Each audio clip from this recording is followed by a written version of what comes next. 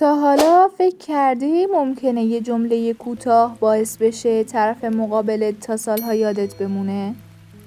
و اما میدونستی بیشتر آدم‌ها اولین جمله رو اشتباه میگن و همین باعث میشه 90% ارتباط‌ها قبل از شروع تموم بشن.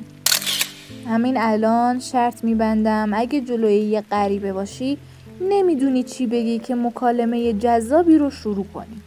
بیاین اینو همین الان حل کنیم. دوستان عزیزم، امروز میخوام توی این ویدیو در مورد جملات آغازین طلایی توی ارتباط و روابط روزمرمون صحبت کنیم. جملات آغازین طلایی همون کلمه هایی هستن که اولین برداشت رو در ذهن طرف مقابل درست میکنن.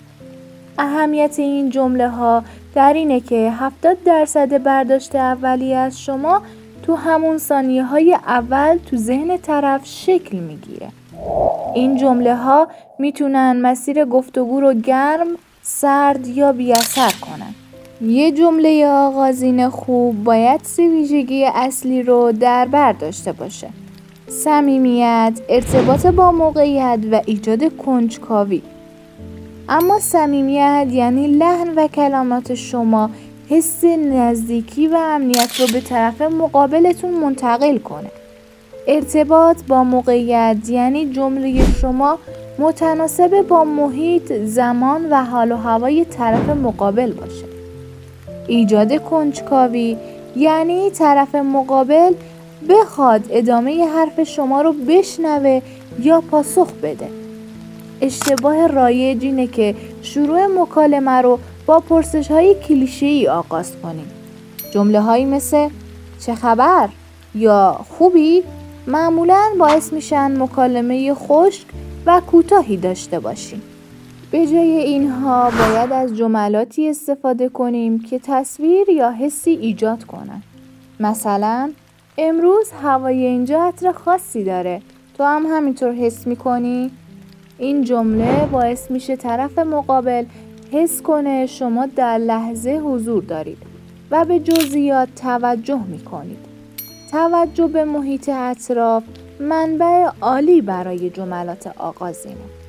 مثلا توی کافه، کتاب، موسیقی یا حتی لباس طرف مقابل میتونه نقطه شروع باشه.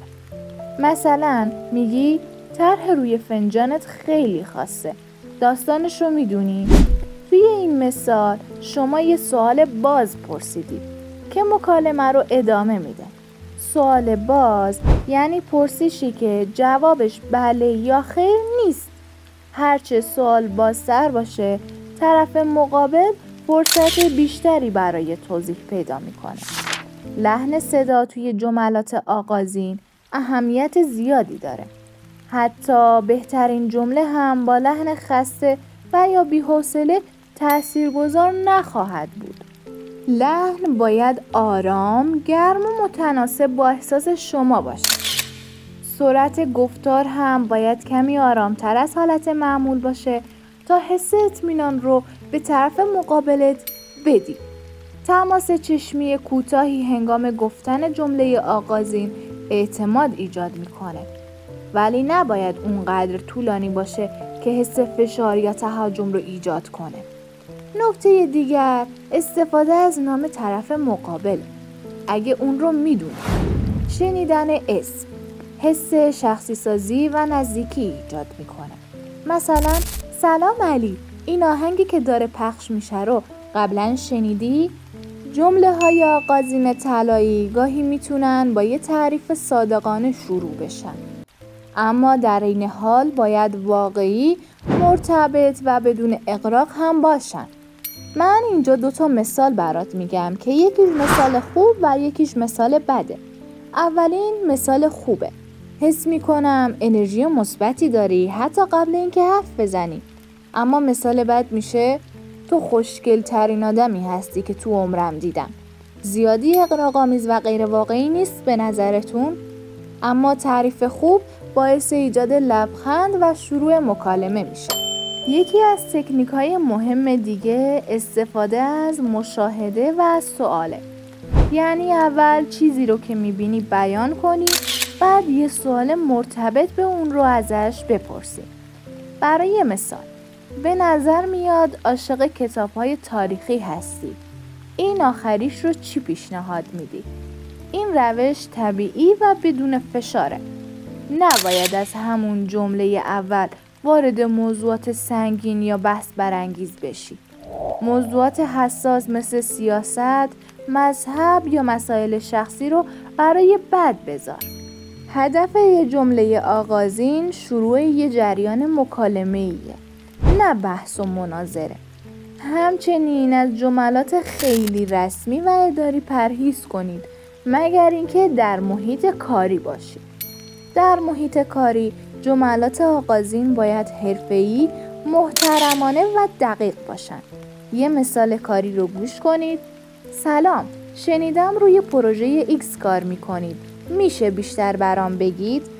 در روابط دوستانه یا عاشقانه کمی حس شوخ طبعی میتونه مفید باشه.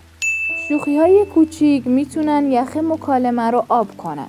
اما در این حال باید به این هم توجه کنیم که شوخی‌ها نباید توهین‌آمیز یا شخصی باشن. یه مثال شوخ طبعانه رو گوش کنیم. فکر کنم امروز همه تو صف این کافه با هم مسابقه صبوری گذاشتن. انتخاب زمان مناسب برای گفتن جمله آغازین مهمه. وسط کاری که طرف مقابل عمیقاً مشغولشه، حرف زدن اصلا نتیجه خوبی نداره. صبر کنین تا لحظه‌ای بیاد که او آماده شنیدن باشه. در فضای مجازی هم این اصول برقراره. شروع با پیام سلام و بس معمولاً مکالمه رو خشک میکنه. بهتره اولین پیام هم حس، تصویر یا سوال ایجاد کنه. برای مثال، برای انجام این کار باید کمی دقت و مشاهده داشته باشیم. مثلا، فهمیدم تو هم عاشق موسیقی کلاسیکی. آخرین کنسرتت کی بود؟ گاهی یه جمله آغازین میتونه یه دعوت کوچیک باشه. برای مثال، به نظرم باید این شیرینا رو امتحان کنی. من یکی رو برات میارم. این کار باعث ایجاد حس تعامل و توجه میشه. زبان بدن باید با جمله شما هماهنگ باشه. اگه جمله گرم و صمیمیه، لبخند و حرکات نرم دست کمک میکنه. اگه لحن شما جدیه، حالت بدن باید منظم تر باشه. تمرین جمله های آغازین قبل از موقعیت واقعی اعتماد به نفس شما رو 1000 برابر بالا میبره. میتونید جلوی آینه یا با دوستتون تمرین کنید. داشتن چند جمله آماده برای موقعیت‌های مختلف بسیار کمک کننده است.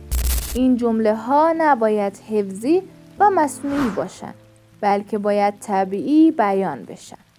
وقتی جمله آغازین رو میگین، آماده باشید که به هر واکنشی پاسخ بدید. ممکنه طرف مقابل کوتاه جواب بده یا برعکس با اشتیاق ادامه بده. در هر دو حالت باید آرامش خودتون رو حفظ کنید. حتی گاهی هم اگر دیدید شرایط مناسب نیست، باید مکالمه رو همونجا خاتمه بدید. یه جمله آغازین خوب حتی اگه به مکالمه طولانی هم منجر نشه، تصویر مثبتی رو از شما باقی میذاره. در جمع جملات آغازین میتونن خطاب به کل گروه باشن. به طور فرض میگی به نظرم این جمع امروز پر از داستانهای جالب خواهد. این جمله حس مثبت و توقع خوبی رو ایجاد میکنه. در روابط عاشقانه جملات آغازین باید کمی شخصی تر و احساسی تر باشن. برای مثال، وقتی وارد شدی حس کردم فضا روشن‌تر شد. اما باید مطمئن باشین که طرف مقابل آماده دریافت چنین جمله‌ای هست. زمان بندی و شناخت مخاطب کلید موفقیته. اگه فرد رو نمیشناسید، جمله هاتون باید عمومی‌تر و ایمنی‌تر باشن. برای مثال میگی به نظر میاد امروز همه حال خوبی دارن. تو چی فکر میکنی؟ از تکرار زیاد جملات آماده پرهیز کنید، چون حس مصنوعی بودن رو ایجاد میکنه. هر جمله باید به لحظه و فضای همون موقع گره خورده باشه. برای اینکه جمله آغازین طلایی رو بسازید، باید شنونده خوبی هم باشین. گاهی جمله دوم شما مهمتر از جمله اوله. پاسخ به واکنش طرف مقابل باید طبیعی و ادامه دهنده باشه. سکوت کوتاه بعد از جمله آغازین میتونه به طرف مقابل فرصت فکر کردن بده. اما سکوت‌های طولانی ممکنه مکالمه رو خفه کنن. بنابراین تعادل بین گفتن و گوش دادن هم مهمه. انرژی شما تو همون ثانیه‌های اول منتقل میشه. پس مراقب حالت کلیتون باشید. اعتماد به نفس واقعی از آمادگی و حضور در لحظه میاد. تمرکز کنید که از گفتگو لذت ببرید، نه فقط نتیجه نهایی. خب دوستان، مرسی که تا اینجای ویدیو با ما همراه بودید. لطفاً ویدیو رو لایک و برای دیدن ویدیوهای بیشتر ما رو ساب کنید.